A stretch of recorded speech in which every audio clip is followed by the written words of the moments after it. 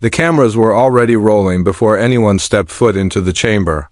A glimmering row of microphones sat like waiting knives, pointed and gleaming beneath the cool blue floodlights of the Congressional Oversight Room. The silence of the hall was deceptive. Outside, cable news anchors spit predictions. Crowds gathered behind barricades, and Twitter spun a tornado of speculation. But inside, only one woman moved with absolute stillness. Congresswoman Jasmine Crockett walked alone to her seat, flanked by no entourage, no lawyer, no press secretary. Her black suit was sharply tailored. Underneath it, a navy silk blouse rippled slightly as she moved, a softness hiding steel. Her expression was unreadable, like a judge preparing her own verdict. She placed a thick, leather-bound folder on the table before her, labeled simply, Ethics Inquiry, Live Testimony. One red ribbon bookmark stuck out, its edge frayed. Worn. No one else saw the subtle tap she gave it. Not yet. Across the room, Donald J. Trump entered to a burst of cameras, smiling, unapologetic, a navy overcoat half-buttoned over his chest. He didn't look toward the committee or the chair. His eyes found the camera lens. He waved. "Good morning, everyone," he said, loud enough to echo. "It's a beautiful day for the truth," some chuckled. Others flinched. Jasmine didn't move. Her fingers remained still on the edge of the folder. The chairman cleared his throat. "The Oversight Subcommittee will now come to order. Today's testimony will address ethics violations and obstruction of constitutional proceedings following events of January 6th. Formalities blurred, the chairman read the charges. Trump's attorneys leaned in, whispering like gossiping crows. But Jasmine was locked in, not on them, not even on Trump. Her eyes lingered on the walls. A mural hung above the witness table. Lady Justice, blindfolded, holding her scales, blindfolded, but Jasmine knew who painted it. Knew how often justice in America turned away, not out of impartiality, but out of fear. She adjusted her mic. A technician leaned in. "Sound check, Congresswoman?" She nodded. Her voice was low but firm. "Clear." The room adjusted around her. The gravity was shifting. Even the chairman noticed it, the quiet confidence of someone not there to perform, but to bury something. Or someone. Trump leaned forward finally, studying her. He tilted his head, trying to read her. "You look tense," he muttered, just loud enough to be caught by a hot mic. "Still writing your questions?" Jasmine didn't answer. Her eyes drifted downward to the ribbon-marked page inside the folder. She had written them months ago, but what she hadn't written, not yet spoken, not yet revealed, was heavier than any question, and she knew exactly when to let it fly. The room was almost ready. Asterisk. Every seat in the chamber was filled, but the air still felt hollow-like. History was about to collapse into itself. Outside, America watched through glass screens. Inside, the ghosts had already taken their places. Behind Donald Trump's grin lived the weight of unfinished legacies, election conspiracies, shuttered lawsuits, corporate boats, silenced aides. His name had been scrawled across the nation, like graffiti, glorified in some towns, cursed in others. To many, he was still the leader they followed blindly. To others, he was the one thing democracy failed to stop. And then there was Jasmine Crockett. She had once been just a state representative with a sharp voice and sharper memory, but she'd risen too fast for some. Her words carried weight. Her silences carried more. They called her angry, aggressive, theatrical. She called herself prepared.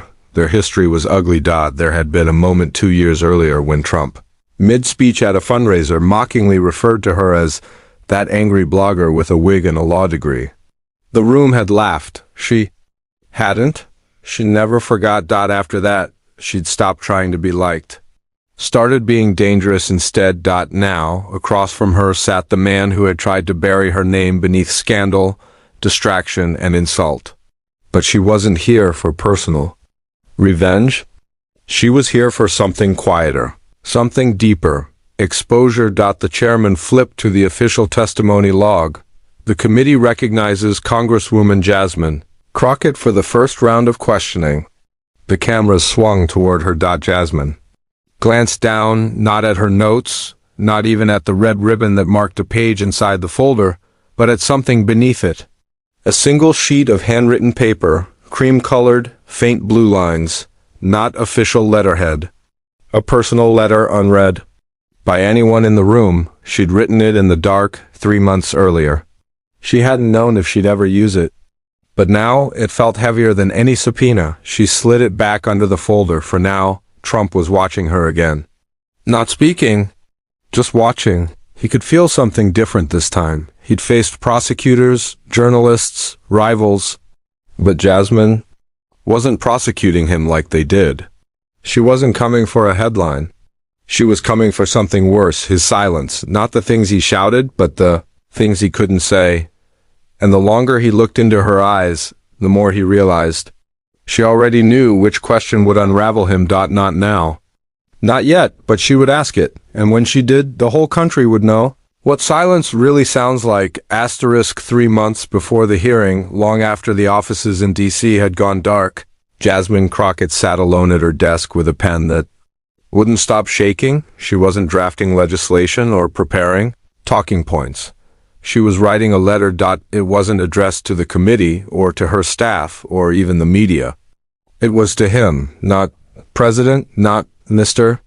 Just Donald J. Trump, written plainly on the envelope. Like he was just another man. The letter wasn't strategic. It wasn't political. It was raw, so raw she had to stop 3 times just to breathe. In it, she spoke not as a congresswoman, but as a black woman born in a country where power has always learned to shout over people like her. She told him about the night. She couldn't sleep after a hate email included a photo of her mother's house. She told him about the police officer who once called her a credit to her kind during a campaign stop. She told him about the child she met in Texas, who asked if Congress was only for people with soft skin and soft voices. And at the end of the letter, she wrote a single sentence that she underlined twice. You've mastered distraction, but you've never survived stillness. She hadn't meant to send it. It wasn't for the headlines. It was for her sanity. When her chief of staff, Lena, walked in and saw it resting beside her legal briefs, she froze. Are you going to submit that? Jasmine didn't look up. She just folded the paper once, cleanly, and placed it inside her leather folder. No, she said, but one day I might read it. Lena hesitated. In court? In public. Jasmine replied, where silence can't be spun. That night, Jasmine drove home without music. Just her breath and the glow of passing city lights. Every sentence she had written pulsed behind her eyes. She didn't cry, she rarely did, but something inside her had shifted. Something that didn't come from strategy or party lines. It came from a place deeper than politics. Not anger. Not revenge. Conviction. And conviction, she had learned, is the one thing power can't predict. She would carry that letter in her folder for months, never edited, never leaked. And when the time came, it wouldn't be used like a weapon. It would be used like a mirror, and he would have to look. Trump's team had prepped him like a prize fighter. He walked into the second day of the ethics hearing with the swagger of someone who believed the room already belonged to him. Tie a little too long, suit sharp but aggressive. He scanned the faces on the committee panel like they were contestants in a game show, but only one face held his attention. Jasmine Crockett. She didn't blink, didn't nod, didn't smile. That rattled him more than he'd admit. The chairman gave the floor to Trump for his opening remarks. His lawyers nodded. Stick to the talking points they had warned. Play victim, not villain. But Trump had never been one to listen. I want to start by saying this hearing is a disgrace, he began, smirking at the cameras. Another political witch hunt, another show trial. And frankly, you should all be ashamed, especially the congresswoman across from me who's treating this like a podcast audition. A few quiet gasps, someone cleared their throat. Jasmine didn't move. Her hands rested gently over the folder. That same ribbon still marked the page beneath her fingertips. Trump leaned in, emboldened. I've done more for this country than anyone on this panel combined. And the fact that I have to sit here and be questioned by someone who only got her seat because she made enough noise on social media. That's the real scandal. No response. He paused, waited, Jasmine raised her eyes slowly. The stare wasn't angry. It was surgical, calculated, unblinking, and then she spoke. "Mr. Trump?" she began softly, her voice even. "Are you aware that the Ethics Oversight Committee received over 18,000 pages of financial documents from your 2020 campaign operation, and that 147 pages of those records are still unaccounted for?" Trump blinked, his lips parted, just for a moment. I don't handle that personally," he said. "That's not what your CFO testified under oath," Jasmine said. "Would you like to clarify?" "I mean, people handle things. Don't babysit paperwork." Jasmine nodded slowly. "So, just to be clear, you're confirming under oath that you, Donald J. Trump, had no knowledge of missing campaign disbursement records?" Trump's face twitched. "This is a trap," he muttered. "No, sir," Jasmine said, her voice hardening just slightly. "This is a question." The chamber held its breath. Asterisk. Somewhere a pen clicked. A camera light flickered. Trump tried to pivot. "I think the American people are tired of this nonsense." "Then give them an answer," Jasmine said, leaning forward just enough to change the air. That moment wasn't loud, but it was seismic. She wasn't arguing with him. She was pinning him down, slowly, legally, carefully, without insult, without theatrics. He was still playing TV. She was playing truth. And for the first time, Trump's mouth hung open longer than his words could catch up. The hearing had only just begun, but the game had already changed. The leak hit the networks at 9:06. Just minutes before the hearing resumed, a memo from a whistleblower inside the Office of Congressional Ethics. 2 pages, top corner redacted, but the headline was clear. Trump's legal strategy coordinated with banned lobbyists, sources say. Jasmine's phone buzzed once beneath the desk. Her aide, Lena, leaned in. "It's confirmed, the memo's real." Jasmine didn't react. She only adjusted the tab on her folder, the same one holding the letter. She hadn't touched in weeks. The chairman struck the gavel. "We will resume the testimony." Trump looked different this morning, not undone but impatient. His lawyers were visibly tighter in posture, whispering before each sentence, as though every word might become evidence. Jasmine didn't bother looking at them. She opened her notes. Her voice was calm, almost gentle. "Mr. Trump, the committee has received credible documentation, indicating that you received pre-hearing coaching from 2 individuals both previously barred for unethical lobbying practices. Are you aware of this?" Trump leaned back as if to disarm the moment. "Coaching? What is this, Little League?" Laughter flickered among a few of his defenders behind him. "But it didn't stick," Jasmine continued. "Sir, did you communicate with former lobbyists Ronald Wade or Terry Schilling regarding your answers before this hearing?" His smile faltered. "I've spoken to a lot of people." "That's not an answer," Jasmine replied, lifting her gaze. "I'm asking for a yes or no." Trump's lawyer cleared his throat, signaling an objection. "This line of questioning is speculative." "Overruled," the chairman said without hesitation. Trump straightened. "Look, I'm not going to name every person I've ever spoken to just because she thinks it sounds shady." Jasmine's expression remained unreadable. "Then you admit you did speak with them?" "I'm not admitting anything." She nodded slowly. "Then allow me to quote from the memo submitted this morning." She turned to the screen. A document appeared, redacted but damning, a text message from Terry Schilling to a third party. "We've prepped the big guy. He won't say a word unless we script it." Gasps audible now. Trump's jaw clenched. "This message," Jasmine said, "was sent the night before your opening testimony." The room fell into a stinging quiet. From the corner of her folder, Lena passed her a small post-it. "One word, now?" Jasmine looked down at the letter, the one she wrote months ago. Her fingers hovered over the ribbon dot. She whispered so only Lena could hear. "Not yet."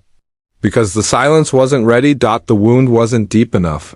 And Jasmine Crockett didn't just want the public to see him falter. She wanted them to see him unravel by his own refusal to speak. And when that happened, a letter wouldn't just be words on a page. It would become proof. And America, She knew never forgets the silence that follows the truth, asterisk by mid-afternoon. The hearing had gone into recess. The corridors buzzed like a disturbed beehive. Staffers raced back and forth with folders clutched to their chests. Cameras were being re-angled. Journalists swarmed near the stairs, hoping for a soundbite, a stumble, a stutter, anything that could be turned into a headline. Jasmine stayed behind in the hearing room, seated alone. She wasn't reviewing notes. She wasn't strategizing. She was simply still. Until her phone vibrated once on the desk, a message from a Republican senator she'd known for years. One who once defended her integrity on the floor during a particularly nasty smear campaign. It read, "You've made this too personal. I can't defend you this time. Good luck." Moments later, the press conference started outside. Senator Warren Claiborne, gray-haired and camera-smooth, stood at the podium flanked by aides and flags. "She's emotionally compromised," he declared flatly. Congresswoman Crockett has repeatedly used this investigation as a personal platform for vengeance and attention. The American people deserve objectivity, not vendettas. The clip hit Twitter within seconds. Cable news played it on repeat emotionally. Compromised. It was a phrase Jasmine had heard before. Too emotional to lead. Too personal to be credible. Too angry to be rational. The old recycled blade disguised as decorum. Inside her office, Lena turned off the television. "You don't need to see this right now." But Jasmine already had. She said nothing. Just stood slowly, walked to the window, and stared out at the Capitol dome, its ivory curves reflecting the dying sunlight. "I defended him," she murmured. "You did," Lena replied. "And he just threw you under the bus on national television." Jasmine gave a dry, almost bitter smile. "This place doesn't burn bridges, it sells the ashes." She walked back to her desk and sat down. She opened the leather folder again.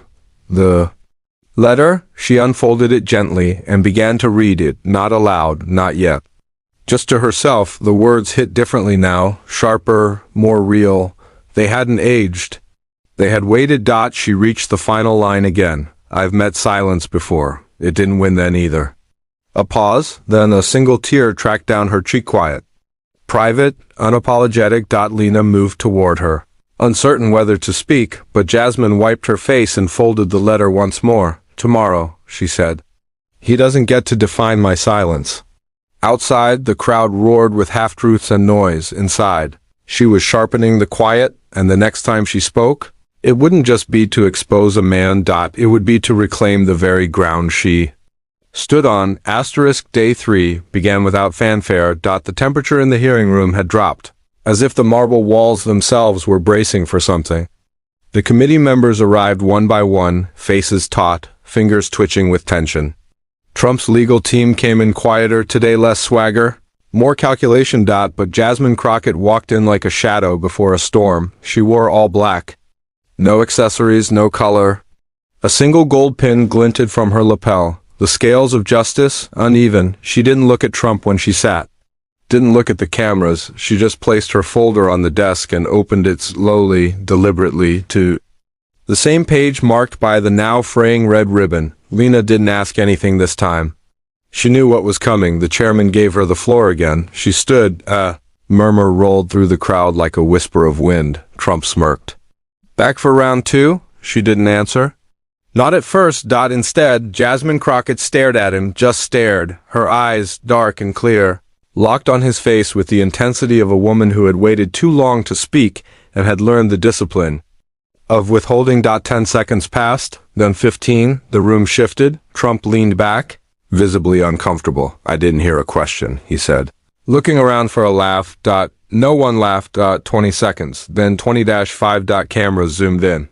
Members of the committee began to fidget.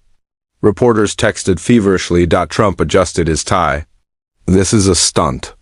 Still, no response. 30 seconds, then Jasmine finally took one breath, and when she spoke, her voice was soft, controlled, devastating. "I want the American people to see what happens when the truth doesn't fill the space, when power can't talk its way out, when silence becomes the answer." Trump scoffed, but his face was tight, twitching. Jasmine continued.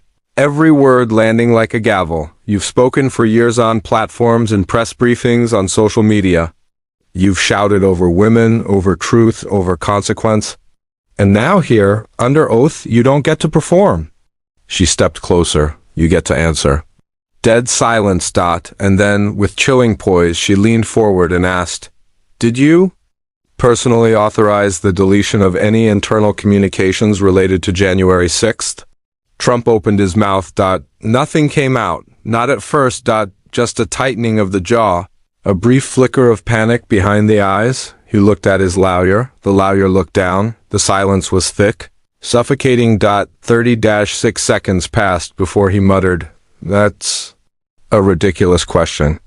But it was too late. Jasmine had already turned away. The damage was done, not by noise, but by the absence of it. And outside the chamber, across television networks and TikTok feeds, the moment began to spread. 36 seconds of silence, a nation's reckoning. And Jasmine Crockett, wrapped in black and unshakable resolve, had just weaponized stillness in a room built to crush voices like hers. The crowd didn't erupt. They didn't need to. They understood. Outside the Capitol hearing chamber, the world was already watching. But now they were awake. The 36-second silence had been clipped by 3 different reporters, each from rival outlets. Within minutes, the moment was everywhere. Twitter, TikTok, CNN, even Fox News, albeit begrudgingly. But it wasn't just the silence they replayed. It was the stare, the breath. And that one sentence, "I want the American people to see what happens when the truth doesn't fill the space." That line alone was looped under thousands of reaction videos. Edits poured in, some cinematic, backed with haunting violin music. Others made it into memes. But the tone was unanimous. Something had shifted. She wasn't just cross-examining anymore. She was indicting. In a quiet office on K Street. Trump's PR consultant, a man named Vincent Delaney, stood frozen in front of a 72-inch monitor. His phone was buzzing nonstop. He didn't answer any of them. Instead, he stared at the paused YouTube livestream. Jasmine Crockett's face, motionless, framed by silence, mid-stare. She didn't even need a soundbite, he muttered. She became one. That night on MSNBC, Rachel Maddow opened her segment with the clip and whispered, "You're about to witness a masterclass in rhetorical restraint. Watch this. Just this." Even conservative strategist Ana Navarro, seated across from a smirking panelist, admitted, "Look, I don't care what side you're on. Trump lost that round." The courtroom wasn't silent, it was screaming. And Jasmine didn't raise her voice once. Meanwhile, back in D.C., Jasmine sat alone in her apartment. Her phone was on Do Not Disturb. Lena had texted her 5 times. "You broke the internet." But Jasmine didn't respond. She was staring at the window, city lights reflecting faintly off the glass. The echo of her own silence still ringing in her ears. In her lap sat a small black notebook, pages filled with notes, timelines, and handwritten questions. One name was circled in red, Mark Meadows, the next layer, the next target. She closed the book gently. The world thought the silence was the peak, but Jasmine knew better. It was just the pause before the thunder, and tomorrow she would speak again, not for shock, not for show, but for justice that could no longer afford to whisper. The room was heavy, as if every breath had been vacuum sealed into silence. Jasmine Crockett didn't look at her notes, didn't glance at the cameras. Her gaze was locked on Donald Trump, a steady, surgical stare that felt like it could cut through the marble walls themselves. Trump leaned back in his chair, arms crossed, exuding a forced confidence. He was waiting for her to speak first, to throw the first punch so he could counter with his trademark bluster. But Jasmine stayed quiet, and the silence became unbearable. The chairman shifted uneasily. The reporters in the gallery stopped typing. Even the court clerk's pen, mid-stroke, froze above the page. It was as if the whole world leaned forward, trying to catch what wasn't being said.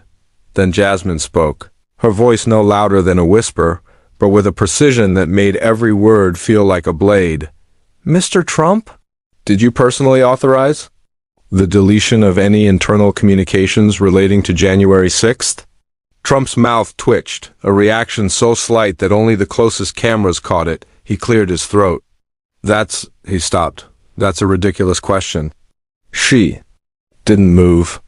I'll repeat it for clarity. Did you authorize the deletion of any internal communications regarding the events of January 6th? The silence that followed was a storm disguised as stillness. 36 seconds ticked by, each one longer than the last. You could almost hear the clock on the wall. Trump shifted in his seat. His lawyer leaned in, whispering something frantic, but Trump brushed him off. His hands, normally in constant motion, rested stiffly on the table. Jasmine didn't blink. By second 20, the cameras had zoomed in, one on her face. Still and unflinching, the other on his, caught between defiance and discomfort. By second 30, the murmurs began, low, nervous, from the gallery. Trump exhaled sharply. I don't recall anything like that. The damage was done, not by his words, but by the silence that came before them. Outside the chamber, the clip hit the networks like wildfire. The headline wrote itself. Trump pauses for 36 seconds before answering Crockett's question. What is he hiding? Cable panels erupted. The footage was played in slow motion. Body language experts were called in. Social media lit up. Did y'all see Trump freeze? Jasmine just broke him without saying a word.